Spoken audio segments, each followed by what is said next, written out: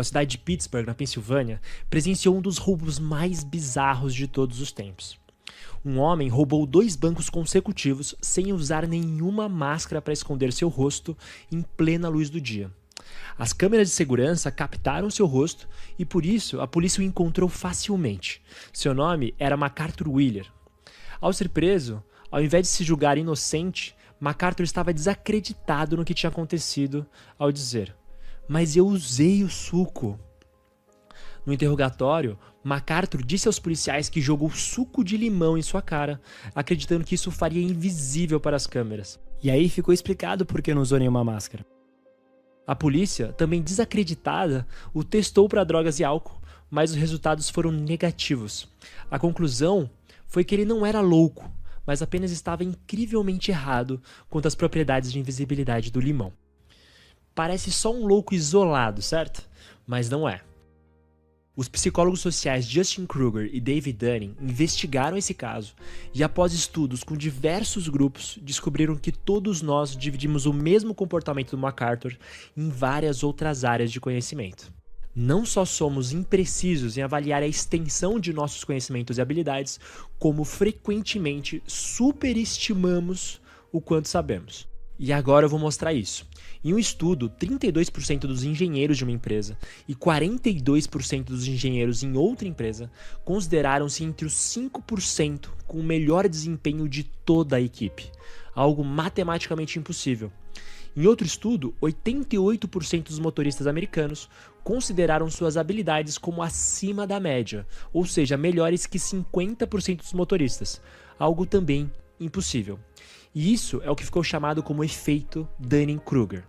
E o mais interessante é que, conforme esse gráfico que explica o fenômeno, pessoas com menor nível de habilidade e conhecimento têm os maiores níveis de confiança em sua autoavaliação, quase tão altas quanto reais experts especialistas no campo. E isso se repete em todo lugar e ninguém está salvo. Áreas como matemática, xadrez, gramática, segurança de armas, conhecimento médico e muitas outras. Isso, no exemplo famoso, pode ser claramente visto naquelas audições de programas do tipo The Voice, quando aqueles cantores muito desafinados, mas com excessiva confiança, ficam completamente devastados quando são reprovados pela expressão dos jurados. E isso acontece porque existe uma dupla maldição no efeito Dunning-Kruger. O nível baixíssimo de conhecimento e habilidades de pessoas incompetentes é também exatamente o que as impede até mesmo de perceber o quão pouco sabem. Nas estatísticas de um campeonato de debates nos Estados Unidos, 25% dos times que apresentaram o pior desempenho no ranking acharam estar ganhando mais de 59% dos seus debates, enquanto na verdade perderam 78% deles. Ou seja, o percentual de derrotas foi quase o dobro do esperado. Por saberem pouco sobre o campo de debates, elas não tinham a menor ideia de quais requisitos que levavam alguém a ter uma argumentação mais profissional, para saber se estavam ou não vencendo os duelos. Essa nossa falta de consciência para nossa ignorância não acontece só por falta de interesse ou por não sermos bons em aceitar críticas, como já mostraram alguns estudos nesse sentido, mas principalmente porque realmente falta um mínimo de conhecimento mesmo. Por exemplo, um outro estudo mostrou que alunos mal avaliados em exercícios de lógica em um primeiro momento, após passarem por um mini curso introdutório de lógica, reconheceram seus erros e melhoraram a precisão de sua autoavaliação.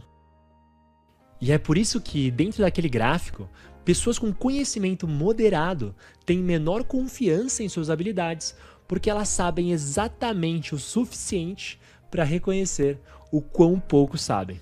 E de forma interessante também nesse mesmo sentido, os reais experts no assunto costumam subestimar o quão bom eles são, porque por sentirem facilidade em executar aquilo que sabem muito, eles têm uma falsa percepção de que não são tão diferenciados assim da média. Isso prova que, no geral, todos nós somos cegos das nossas reais capacidades.